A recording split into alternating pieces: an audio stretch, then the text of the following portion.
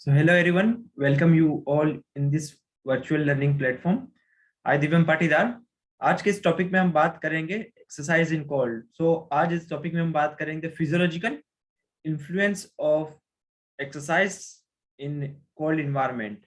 ठीक है, तो अगर हम यूजीसी नेट फिजिकल एजुकेशन की सिलेबस में बात करें तो this topic comes under the topic environmental influence on human physiology under exercise. ठीक है, तो आपके जो कोल्ड वेदर में जब हम एक्सरसाइज करते हैं तो हमारी बॉडी में क्या अल्टरेशन, क्या फिजियोलॉजिकल एडजस्टमेंट होता है, आज के इस टॉपिक में हम बात करेंगे। तो बने रहिए हमारे साथ में। तो लेट्स प्रोसीड। जब भी हम कोल्ड वेदर में एक्सरसाइज करते हैं या फिर जब भी हम कोल्ड वेदर के इन्फ्लुएंस में आते हैं, अंडर कॉन्टेक्ट में आते हैं, तो हमारी बॉडी में क्या एडजस्टमेंट होता है। हमारी बॉडी में एक टेंडेंसी है कि बॉडी को बैलेंस रखे, हर फिजियोलॉजिकल फंक्शंस को एक नॉर्मल बैलेंस वे में रखे। चाहे अगर हम कश्मीर में चले जाए, वहां पे अगर टेम्परेचर -10 डिग्री सेंटीग्रेड है तो हमारी बॉडी का जो टेम्परेचर है वो 37 डिग्री ही मेंटेन रहेगा। या फिर हम कन्याकुमारी या साउथ में चले जाए जहाँ पे टेम्परेचर आपका अबाव 40 डिग्री सेंटीग्रेड है, इस कंडीशन में चले जाए तब भी हमारी बॉडी का जो इंटरनल टेम्परेचर है वो मेंटेन ही रहेगा। So this homeostasis, this maintenance of your temperature, ठीक है, तो इन्फ्लुएंस होता है हमारे कुछ फिजियोलॉजिकल अल्टरेशन के थ्रू। तो आज हम इस टॉपिक में बात करेंगे, जब हम कोल्ड वेदर में एक्सरसाइज करते हैं या फिर कोल्ड वेदर के कांटेक्ट में इन्फ्लुएंस में आते हैं तो हमारी बॉडी में क्या एडजस्टमेंट होता है जिससे कि हमारी बॉडी का टेम्परेचर मेंटेन रहे और होम्योस्टेसिस मेंटेन रहे। तो first is cutaneous vasoconstriction, second is shivering, और थर्ड वन इज एफ्रिन रिलीज, एड्रेनलिन रिलीज, और we can say your change in metabolic rate. तो let's first talk about the cutaneous vasoconstriction. So देखिए, जब हम cold weather के influence में आते हैं, ठीक है, सपोज हम ऐसी जगह पे गए जहाँ का टेम्परेचर -10 डिग्री सेंटीग्रेड है या 0 डिग्री 1 डिग्री सेंटीग्रेड है, बाहर की साइड कोल्ड है, हमारी बॉडी को टेम्परेचर चाहिए, इंटरनल टेम्परेचर चाहिए 37 डिग्री सेंटीग्रेड। तो क्या होगा, हमें कुछ सबसे पहले क्या होगा, हमारी बॉडी में इन्फ्लुएंस जो हमारी अंदर, जैसे कि आपको पता ही है हमारी बॉडी में जो मेटाबॉलिक रेट चलता है, जो केमिकल रिएक्शंस होती है, जो डाइजेशन होता है, जो एटीपी का सिंथेसिस होता है, इन सब के प्रोसेस में हमारी बॉडी में हीट रिलीज होती है। ठीक है, तो ये सब जो नॉर्मली हम बैठे रेस्टिंग कंडीशन में तब भी हमारी बॉडी में हीट का जनरेशन होता है। तो हमें ये मेंटेन करके, हमें ये श्योर होना चाहिए हमारी बॉडी को कि जो अंदर की इंटरनल हीट है वो बाहर ना आए। ठीक है, तो वो अंडर जो इंटरनल हीट जनरेट हुई है थ्रू मेटाबॉलिज्म, वो बाहर कैसे नहीं आएगी, किस फॉर्म में आती है, ब्लड उसे कैरी करता है हमारी स्किन की सरफेस पे, और यहाँ से जो हीट है वो बाहर के साइड में इवापोरेट होती है या थ्रू मीडियम एयर में जाती है। ठीक है, तो ये this all carrying your heat from internal body, from your generated from your metabolism, is transferred to the external environment through blood. तो हमें क्या करना पड़ेगा कि ब्लड को रेस्ट्रिक्ट करना पड़ेगा सरफेस पे जाने के लिए।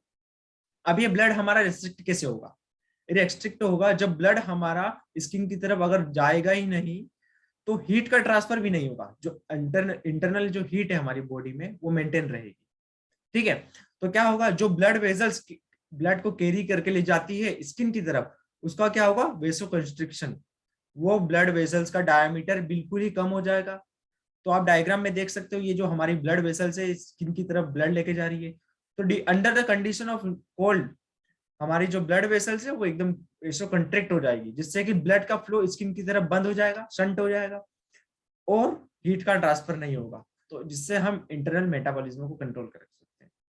एज अपोजिट टू दिस, जब हम कोल्ड हॉट एनवायरनमेंट के इन्फ्लुएंस में आते हैं तो क्या होता है कि ब्लड वेसल्स डायलेट हो जाती है ताकि हीट इंटरनल जो हीट है वो बाहर निकल सके और हमारी बॉडी का टेम्परेचर मेंटेन रह सके। तो this is your first condition, the first physiological adjustment. अगर आपको कोल्ड जिस फिजियोलॉजिकल एडजस्टमेंट और फिजियोलॉजिकल रिस्पॉन्स देखना है during the cold hot environment, तो आप हमारी पुरानी वीडियो देख सकते हैं जिसकी लिंक मैं डिस्क्रिप्शन में डाल दूंगा, how our body regulate this temperature and how हमें hypothalamus work in this response. ठीक है, तो second is increase in your metabolism. ठीक है, आप सभी को बताया कि जैसे कि हम मेटाबॉलिज्म के में हीट रिलीज होती है, जब भी एटीपी का सिंथेसिस होता है तो एटीपी में आधी से ज्यादा एनर्जी हीट के फॉर्म में कन्वर्ट हो जाती है। ठीक है, तो हीट का प्रोडक्शन, इंटरनल हीट का प्रोडक्शन अगर बढ़ेगा तो हमारी बॉडी का टेम्परेचर मेंटेन रह सकता है। अगर आप बाहर का टेम्परेचर ज्यादा है तो हम हमारी बॉडी का इंटरनल टेम्परेचर बढ़ा लेंगे। तो हीट का प्रोडक्शन कैसे बढ़ सकता है? Through stimulus of various hormones, various neurotransmitters, जिसमें आपका अगर थायरोक्सिन का लेवल बढ़ जाता है, इसकी वजह से भी आपका प्रोडक्शन बढ़ेगा, हीट का मेटाबॉलिज्म रेट बढ़ सकता है। एड्रेनलिन हार्मोन्स के सिक्रेशन से activation of sympathetic nervous system, इनके कुछ चेंजेस की वजह से मेटाबॉलिक रेट आपका बढ़ेगा। ठीक है, तो सिंपैथेटिक नर्वस सिस्टम आपका ये कंट्रोल करता है हीट का प्रोडक्शन, इंटरनल जो इंटरनल मेटाबॉलिज्म। तो हीट का प्रोडक्शन बढ़ेगा in response to cold environment. Third one is shivering. ठीक है, सिवरिंग, इसमें क्या होता है? It's involuntary contraction of relaxation of your muscles. हमारी बॉडी में हम जब कांपते हैं तो इनवॉलेंट्री कंट्रेक्शन रिलैक्सेशन होता है जो आपके कंट्रोल में नहीं है। Through this movement, through this contraction and relaxation, our muscles generate some amount of heat and this heat will raise your body temperature. ठीक है, तो हीट का प्रोडक्शन हमारा मेटाबॉलिज्म प्लस एडेड हो जाता है दिस सिवरिंग। तो this to contribute to your increasing temperature. Third 3 fold times ये हमारा हीट का प्रोडक्शन को बढ़ा देगा, जिससे कि हम कंपनसेट कर सकते हैं हीट से, जो कोल्ड इन्वायरमेंट से लड़ सकते हैं। ठीक है, तो shivering is very important role. ये कब स्टार्ट होता है? जब हमारी जो एक्सटर्नल टेम्परेचर है वो 22-23 डिग्री सेंटीग्रेड में आ जाता है, इतना कम हो जाता है जब हमारा सीवरिंग वाली एक्टिविटी स्टार्ट हो जाती है। Now next is factor affecting exercise in cold. अब हम एक्सरसाइज करते हैं कोल्ड इन्वायरमेंट में, तो हमारी बॉडी में क्या इन्फ्लुएंस होंगे, क्या फैक्टर है जो रिस्पॉन्सिबल होंगे। ठीक है, तो सबसे पहले जब हम नॉर्मल कंडीशन में एक्सरसाइज करते हैं तो क्या होता है कि हमारा जो कार्बोहाइड्रेट डिप्लेट हो जाता है, या फिर अगर हम स्लो ही ज्यादा इंटेंसिटी में 30 मिनट के बाद स्लो इंटेंसिटी में एक्सरसाइज करते हैं तो क्या होता है, हमारा फैट एक इंपॉर्टेंट रोल प्ले करता है। अब यहाँ पे डायग्राम में देख सकते हो कि जो इंसान का फैट, जिस पर्सन का वेट कम है उसे सिवरिंग ज्यादा करना पड़ रहा है, वो टॉलरेट नहीं कर पा रहा बाहर के कोल्ड को। ठीक है, और जो ओबेस पर्सन है वो आराम से टॉलरेट कर पा रहा है हीट को, कोल्ड को। ठीक है, तो फैट क्या एक इंसुलेटर के फॉर्म में काम करता है हमारी बॉडी में। फैट एक हीट को अंदर की साइड में ट्रेप्ड करके रखता है, ट्रेप करके रखता है। ठीक है, तो जैसे जितनी बॉडी में हमारी मसल्स होगी और फैट होगा, मतलब हमारी बॉडी में जितना बॉडी मास होगा, हम उतना ही ज्यादा कोल्ड को टॉलरेट कर पाएंगे। ठीक है, तो fat is directly relation with heat conversation. तो हमारी बॉडी जो मेटाबॉलिक हीट है उसको अंदर की साइड मेंटेन रखेंगे। तो ओबेस पर्सन में और जिसमें मसल्स ज्यादा है, जिसका बॉडी मास ज्यादा है, having a better tolerance against cold as compare to thin slim person. Next one is wind chill. ठीक है, तो this is the factor which also decide your cold and tolerance against the cold. तो wind chill क्या है? Suppose हम ऐसी जगह पे खड़े हैं जहाँ का टेम्परेचर 5 डिग्री सेंटीग्रेड है, और अनदर प्लेस है जहाँ का टेम्परेचर 5 डिग्री सेंटीग्रेड है, बट साथ ही साथ वहां पे हवा भी चल रही है, विंड भी चल रही है। तो कहाँ पे ज्यादा कोल्ड होगा? जाहिर सी बात है जहाँ पे साथ में हवा भी चल रही है।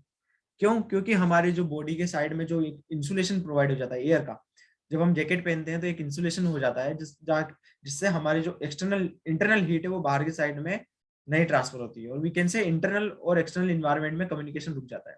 तो जहाँ पे हवा अगर तेज चलेगी तो क्या होगा, मॉलिक्यूल्स का ट्रांसफर फास्ट होगा।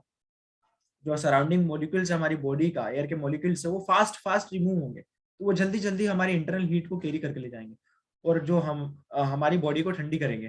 तो ये जस्ट इंडेक्स, ओके, विंचल कुछ नहीं है कि इंडेक्स है जो प्रोवाइड करता है कि कितना हीट किसी इन्वायरमेंट में कैपेसिटी है, कूलिंग पावर है किसी भी इन्वायरमेंट में। तो यहाँ पे अगर विंड की स्पीड भी बढ़ती गई और टेम्परेचर भी कम होते गया, तो आप देख सकते हो कि जैसे जैसे विंड की स्पीड बढ़ती गई और टेम्परेचर कम होते गया, तो हम इस डायग्राम में पर्पल साइड में मूव करते जा रहे हैं। तो उस जगह पे हम बहुत ही जल्दी हमारा जो बॉडी का टेम्परेचर है वो कम हो जाएगा, हम सर्वाइव नहीं कर पाएंगे।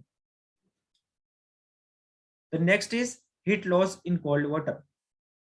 सो सबसे ज्यादा हमारा हीट लॉस होता है कोल्ड वाटर में। ठीक है, तो यहाँ पे क्या होता है कि एयर के कंपेयर में 26 टाइम ज्यादा हीट का ट्रांसफर होता है from our body in the cold environment as compare to the air. ठीक है, तो ये क्या होता है, कन्वेंशन के थ्रू होता है। कन्वेंशन डायरेक्टली मूविंग मॉलिक्यूल्स है, वेदर इट इज लिक्विड और fluid.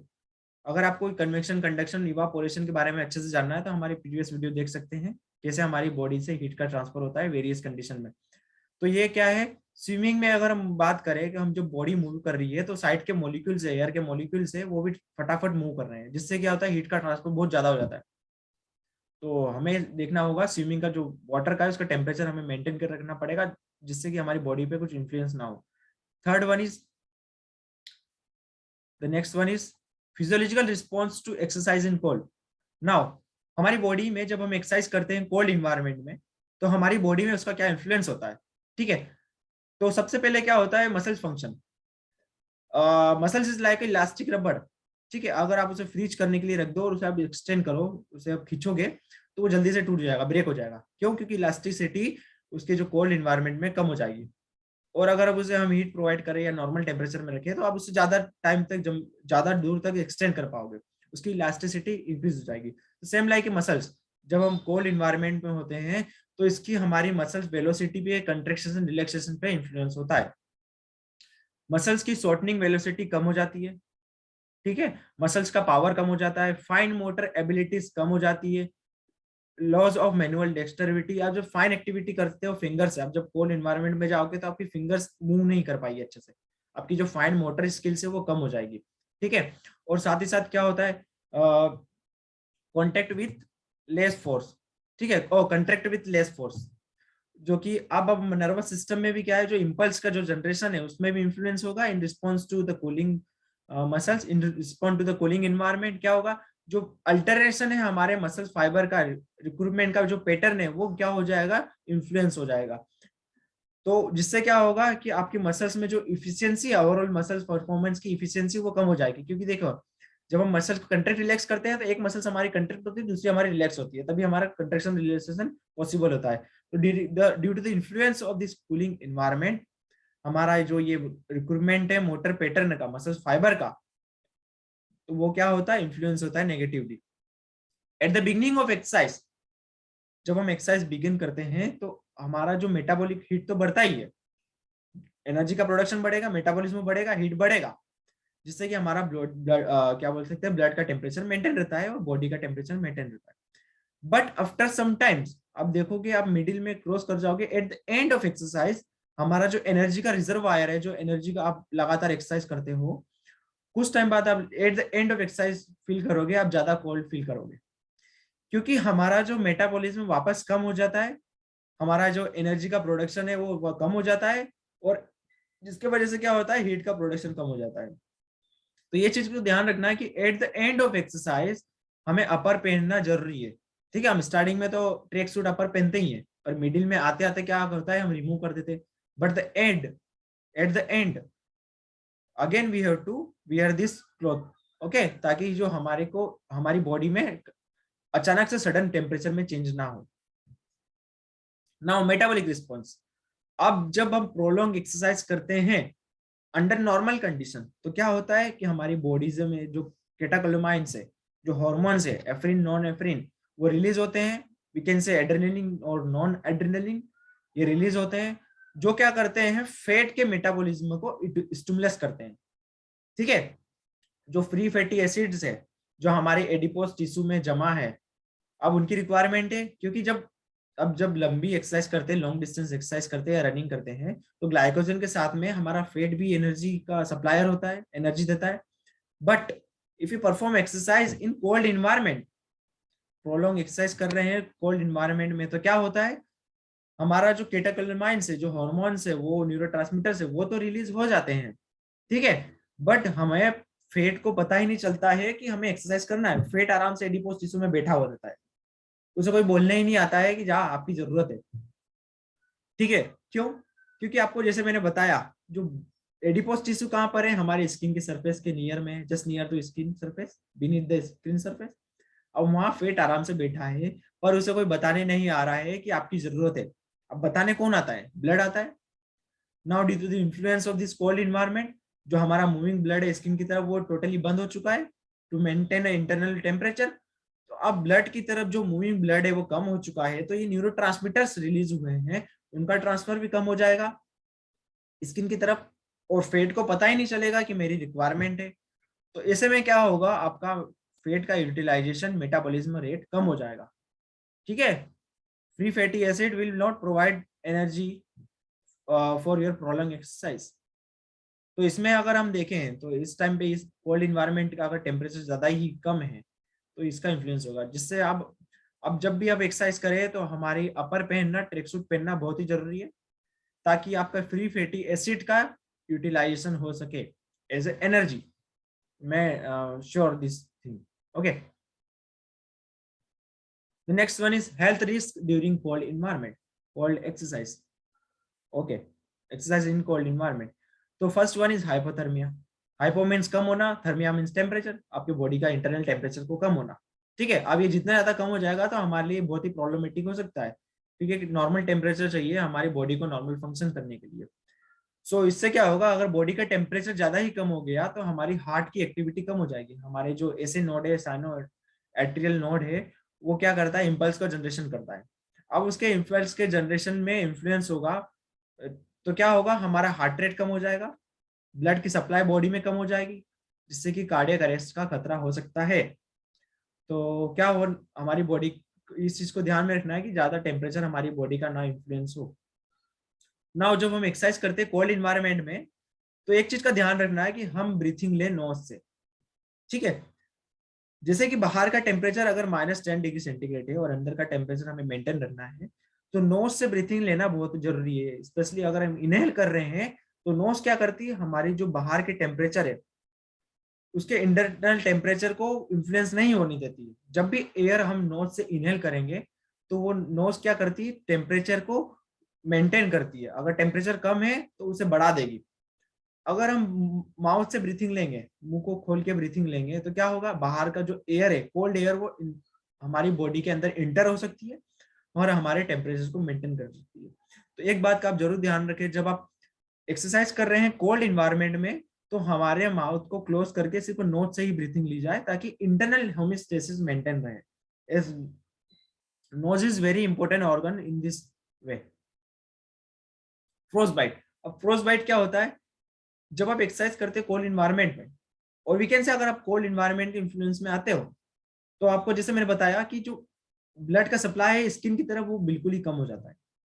Due to this lack of supply of blood towards the skin, हमारी स्किन को भी, और जो बाहर की जो टिश्यूज है, आउटर टिश्यूज है, एपिडर्मिस, और जो भी एक लेयर है स्किन की, उसे भी ब्लड की रिक्वायरमेंट होती है। अब ब्लड की सप्लाई बंद हो चुकी है, अगर ये प्रोलॉन्ग रही तो क्या होगा, जो ऑक्सीजन की सप्लाई कम हो जाएगी, न्यूट्रिशन की सप्लाई कम हो जाएगी, तो जिसके वजह से टिश्यू डैमेज हो सकते हैं, टिश्यू डाई हो सकते हैं। तो this is a frostbite. ठीक है, आप देख सकते हो डायग्राम में, जैसे जैसे टेम्परेचर कम हुआ, हमारा जो स्किन की डैमेज हुई और स्किन ब्लैक हो सकती है। तो दिस इज वेरी डेंजरस, अगर ये प्रॉब्लम रही तो बहुत ज्यादा डेंजरस हो सकती है। तो इस टाइम पे हमें मसल्स को रब करना होगा, और कोल्ड गर्म कपड़े पहनना होगा, और क्या करना पड़ेगा, हमारे टेम्परेचर को मेंटेन करना पड़ेगा, और हम फिजिकल एक्टिविटी कर सकते हैं। जैसे जब हम फिजिकल एक्टिविटी करते हैं तो इसके इन्फ्लुएंस को हम कम कर सकते हैं, क्योंकि जो ब्लड का सप्लाई है, ठीक है, जब इंटरनल टेम्परेचर बढ़ेगा तो जब ऑटोमेटिकली हमारा जो ब्लड का सप्लाई है वो स्किन की तरफ वेसोडायलेट हो सकती है, जो हमारी ब्लड वेसल्स है वो वेसोडायलेट हो सकती है, अगर हमने इंटरनल टेम्परेचर को बढ़ा लिया तो जिससे क्या होगा, ब्लड का सप्लाई स्किन की तरफ बढ़ जाएगा। So this is all about exercise in cold environment.